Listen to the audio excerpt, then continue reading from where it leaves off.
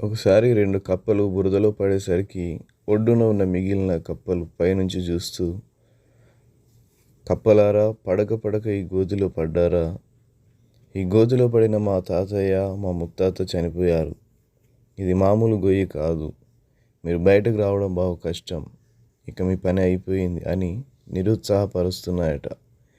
గోతిలో పడిన 2 కప్పలు బయటపడాలని ఎంతో ప్రయత్నిస్తున్నాయి. ఇప్పుడు పైన ఉన్న కప్పలన్నీ ఇక మీ పని అయిపోయింది, మీరెంత ప్రయత్నం చేసినా బయటకు రాలేరు, అందులో చావాల్సిందే అని అంటూ ఉంటే వినగలిగే 2వ కప్ప ఆ మాటలు విని, ఇది నిజమేనేమో, నేను బయటపడడం కష్టం, ఇందులో చనిపోతానేమోనని బయటపడే ప్రయత్నం చేయకుండా ఎంతో నిరాశలోకి వెళ్ళి ప్రయత్నించకుండానే చనిపోయింది. అయితే చెవిటిదైన 2వ కప్ప మాత్రం పైన ఉన్న కప్పల సైగలు చూస్తూ శతవిధాలా ప్రయత్నించి గోతిలో నుండి బయటపడింది. అప్పుడు మిగతా కప్పలన్నీ నువ్వు ఎలా బయటకు వచ్చావు అని దగ్గరికి వెళ్ళి గట్టిగా అరిచి అడిగితే, మీరే కదా పైన ఉండి బయటకు వచ్చేసేయి అని మీ చేతులు పైకి చూపించారు. మీ యాక్షన్ చూసి గెంతుతూ బయటకు వచ్చేసా అని చెప్పిందట. ఆ కప్పలు చేసిన సైగలు పైకి రమ్మని కాదు, నువ్వెన్ని ప్రయత్నాలు చేసినా బయటకు రాలేవని. ఆ నిరుత్సాహ మాటలు విన్నటువంటి కప్ప బయటకు వచ్చి బ్రతికింది. అయితే చక్కగా మాటలు వినగలిగే కప్ప ఆ నిరాశపూరితమైన మాటలు విని అవే నిజమనుకొని అందులోనే చనిపోయింది. సైతాను ఇదే విధంగా మనల్ని కూడా నిరాశలోనికి నెట్టే ప్రయత్నం చేస్తూ ఉంటాడు. నిరుత్సాహము, నిస్పృహ అనేవి సాతాను ఆయుధాలు. నీ ఆర్థిక పరిస్థితులను బట్టి, నీ కుటుంబ సమస్యలను బట్టి, నీ ఉద్యోగంలో ఉన్న రాజకీయాలను బట్టి, నీ బిడ్డల చదువుల్లో వెనుకబడుటను బట్టి పొందుకున్న అపజయాలను చూచి నిన్ను నిరుత్సాహపరచడమే సాతాను పన్నాగము. చక్కగా వినగలిగిన కప్ప ఆ నిరుత్సాహ మాటలను నమ్మి బ్రతికే ప్రయత్నం చేయకుండా ప్రాణం పోగొట్టుకుంది.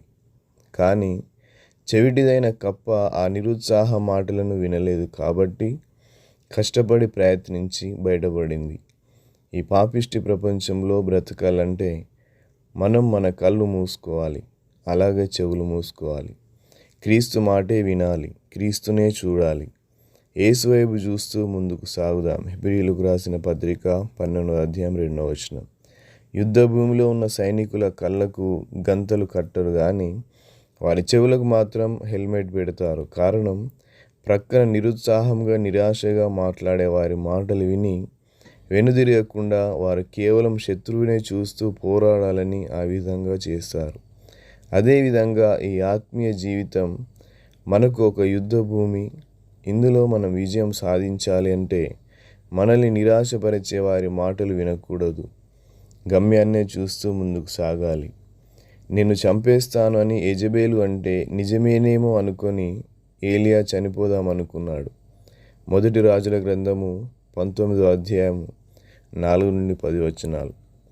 మనం వారిని జయించలేమని 10 మంది వేగుల వారు చెప్పిన మాటలు నమ్మి ఇజ్రాయేలీయులు వాగ్దాన భూమిని చేరకుండా అరణ్యంలో రాలిపోయారు. సంఖ్యాకాండము 13వ అధ్యాయం 31-33 వచనాలు. గొల్లియాతు ప్రగల్భాలు విని ఇజ్రాయేలీలు నీరుగారిపోయారు, జయించలేకపోయారు.